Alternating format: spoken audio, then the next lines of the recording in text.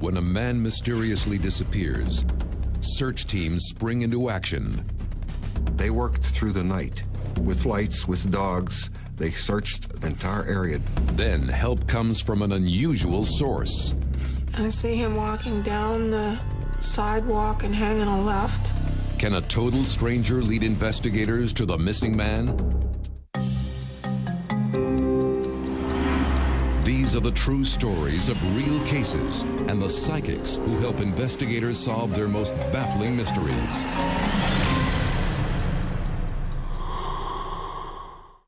Winters in Monroeville, Pennsylvania hit hard. Residents spend bitter afternoons bundled against the cold. At 5 p.m. on a cold Sunday in January, Officer Fred Homan is out on patrol. We received a call from a woman concerning her missing brother, Sylvester Tonett. He went out for his daily walk around noon and never returned home.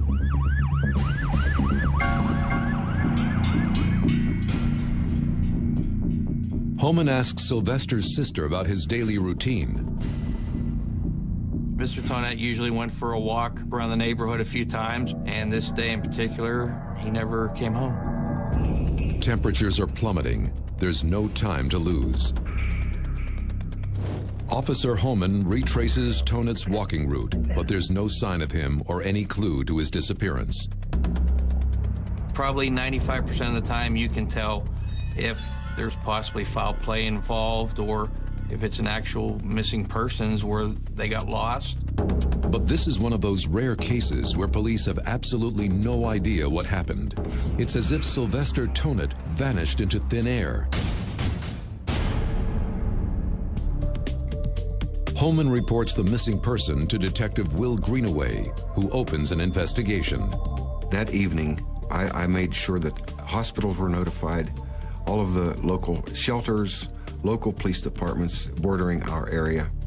But no one's seen Sylvester Tonett. Greenaway has no idea if he was abducted, disappeared on purpose, or simply got lost. The detective dispatches a search team to Tonett's house.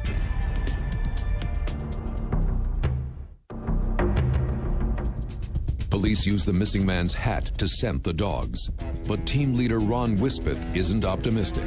Difficult for the dogs to pick up the scent because the scent does not move very well in the cold air, and there has to be enough of the scent falling off the victim to be able to do that. But the bloodhounds managed to pick up Tonett's scent. Could he be nearby? They follow it for nearly a mile. But then, on nearby Davidson Road, the trail runs cold. Sylvester Tonett was at this very spot. Whether he left here on foot or was taken from here by car, no one knows. At 5 in the morning, police finally call off the canine search. It was below zero. They worked all through the night, and they found nothing. Sylvester Tonett's been missing more than 12 hours, and police still don't have a single lead. Police submit Tonett's details to the National Crime Information Center. After 24 hours, a missing persons report can be filed that alerts the entire country of the missing person. Sylvester Tonett could have left town on purpose. If so, his personal records might reveal his location. I checked to make sure that he hadn't just left town on his own. I checked all the bank accounts. I checked with all of the banks and the Social Security. But Greenaway finds the man's records in order. No unusual phone calls, no large cash withdrawals before the disappearance, and no financial activity of any kind since. If he has left town, it wasn't planned. The hours slip into days with no movement in the case. I was extremely frustrated because of all the personnel that was involved. Nothing was found, and I was very depressed.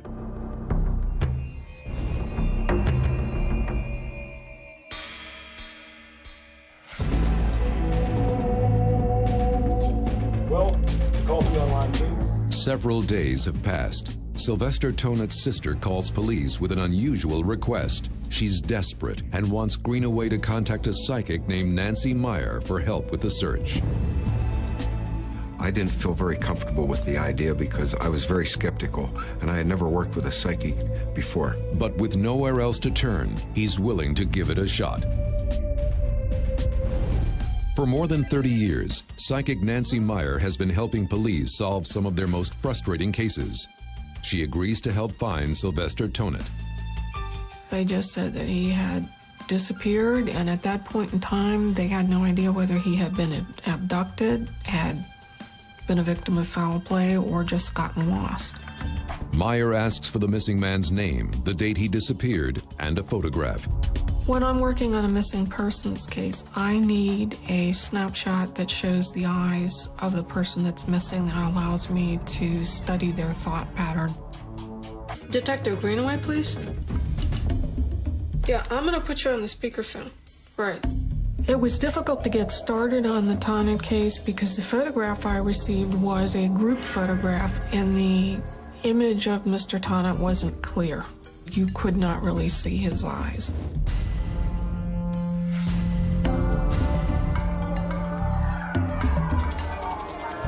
The first thing I pick up is a neighborhood.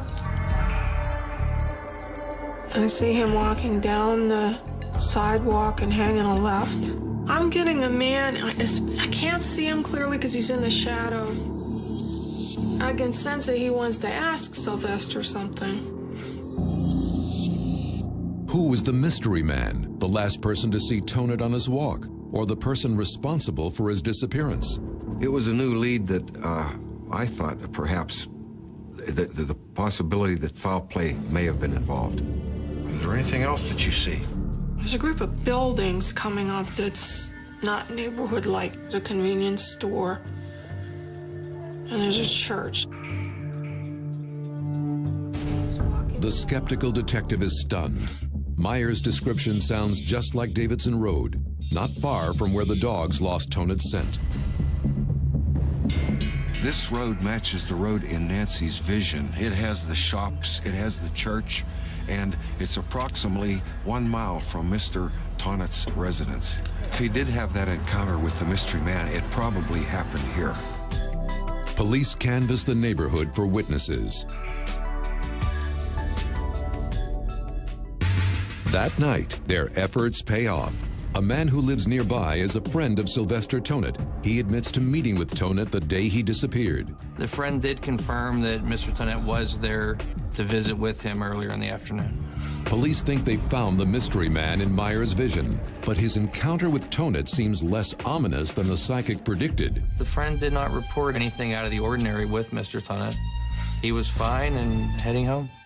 It's possible the man could be lying, and Tonet was the victim of foul play. But with no evidence, Greenaway is running out of options.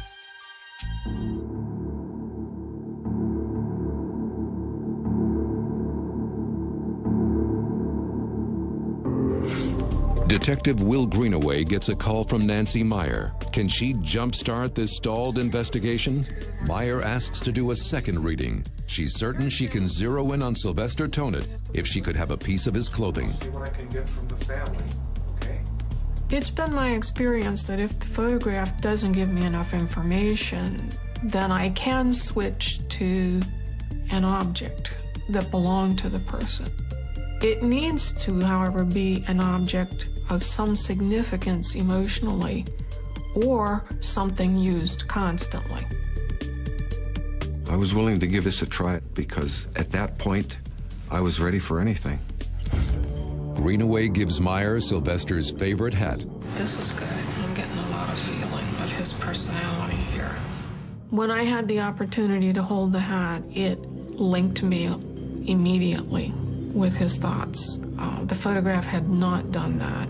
The hat really had. This time, Meyer's vision is even more specific. He went down a steep hill, up the other side. It's not a paved road. It's a dirt road. And now he's gotten disoriented. He can't find his way home. So we have to find that hill. Tonet didn't leave town on purpose. He didn't fall victim to foul play. According to the psychic, he simply got lost. Can she find him before it's too late? Psychic Nancy Meyer believes Sylvester Tonett got lost and can't find his way home. With freezing temperatures outside, finding the man quickly is crucial.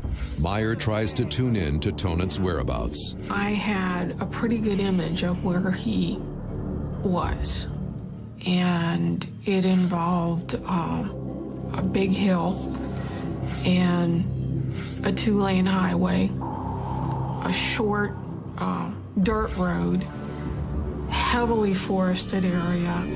Meyer asks for pencil and paper. This will be the two-lane road that's paved. And on the left side of that, there's an embankment or a ravine that's quite... Meyer draws a steep ravine in the woods close to a road. There's a small pool of water. To the south is the town. To the northwest, railway tracks. It looks like construction machinery or something has dug the ground up. And they've been bringing heavy equipment in.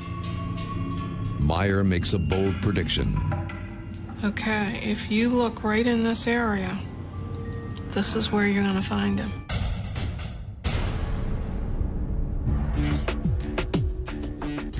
Detective Greenaway searches the city for landmarks matching Meyer's sketch map. She drew a pond, a railroad track, somewhat of a construction site.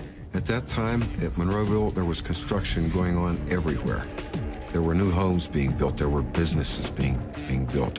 We checked all the construction sites that were going on, but we never found Mr. Tonett.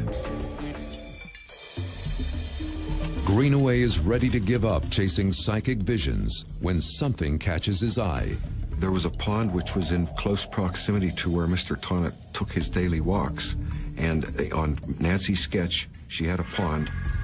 The pond is close to the woods, a busy road, and railway tracks. The detective is astonished. This section of town seems to match Meyer's map perfectly. Greenaway has no choice but to wait for daylight to check it out.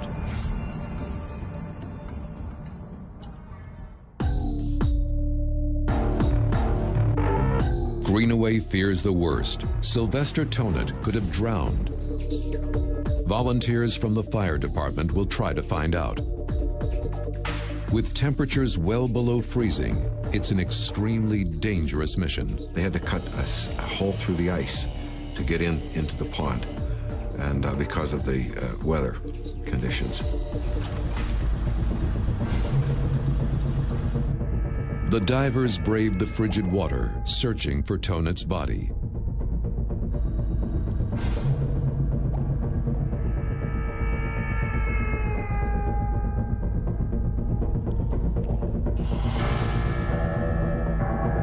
Finally, they reappear, empty-handed.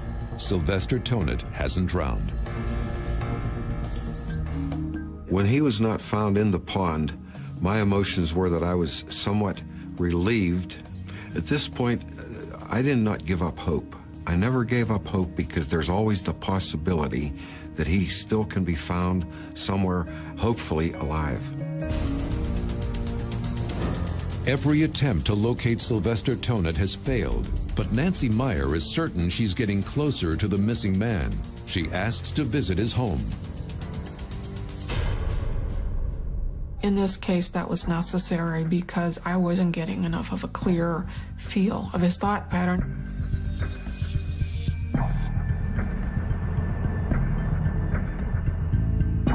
It's really hard to pick him up. Do you still have that hat? Sure do, right here. There it is.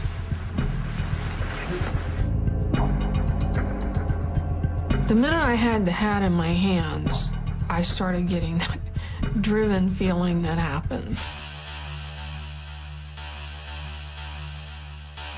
And I finally said to Greenaway that I needed to start tracking. Like a psychic bloodhound, Meyer has a clear grasp on Tonett's energy trail. Now she's on a mission to find him. I was seeing, like a camera was moving ahead of me, telling me exactly where he went, showing me his pathway. We went out the front door and I just took off. I knew he went to the bottom, he hung a left. It was a scary experience for me because I'd never seen it done before. Meyer hasn't gone far when she stops suddenly. She knows something happened with Sylvester right here. He stopped here to talk to a friend of his that was out. The guy has a dog with him. Greenaway is stunned. Meyer has stopped in the exact spot where a neighbor walking his dog spoke with Sylvester. Once again, she's right on the mark. There was no way that Nancy could have known about that, and it made me feel that she might be onto something. Meyer leads police along Davidson Road. This is where the search dogs lost the scent. But for Meyer, the impressions get stronger. There was an urgent feeling then.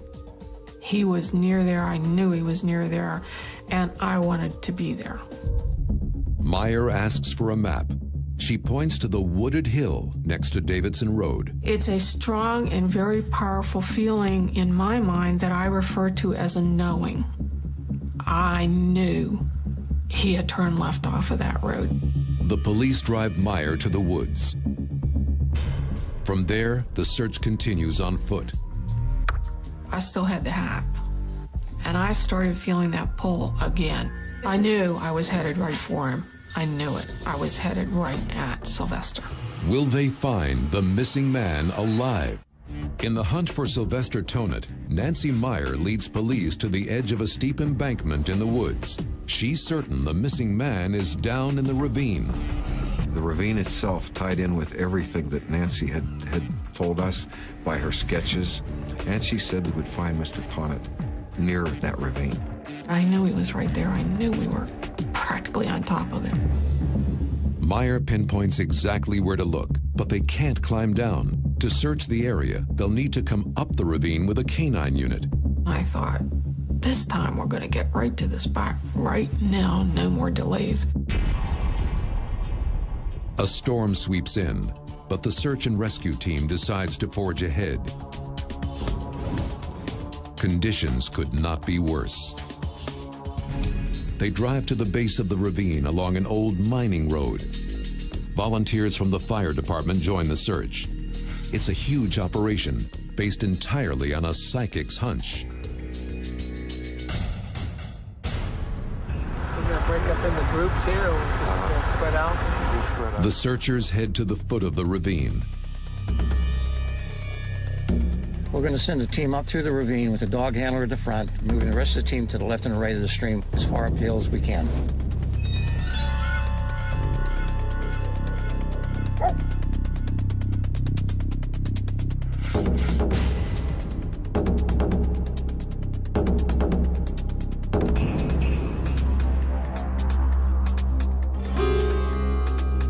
"90 minutes into the search, one of the dogs finds something.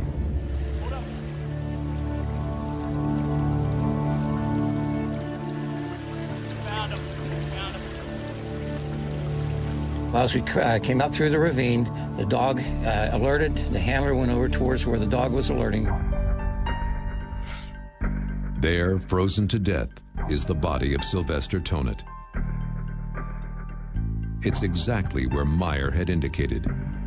It's incredible that she said where the body would be and that it was found in the exact location. I was amazed. We were just probably within, I'd say, 50 feet. The day he disappeared, Sylvester Tonett had walked a little farther than usual. Cold and disoriented, he took a wrong turn. He wandered into the woods, became lost, probably confused, maybe slightly frightened, and due to the weather conditions, he froze. The ravine matches all the clues on Meyer's map. We have the railroad over here. The town is down here. The roadway goes across here. And this is where we found the body, in the ravine. But there's no construction site. Meyer predicted the ground had been dug up with heavy machinery. It had been, formerly was a strip mine, now with a lot of growth and a lot of underbrush and a strip mine from the past. It's a perfect fit with Meyer's vision. Psychic Nancy Meyer has helped close another case. When I work with the police, it's a challenge, especially if I'm working with officers I've never worked with before. But I like a good challenge. She was very precise in making her prediction as to where he'd be found, and from the maps, from the direction she took us, and when we did discover the body, it was exactly where she said it would be.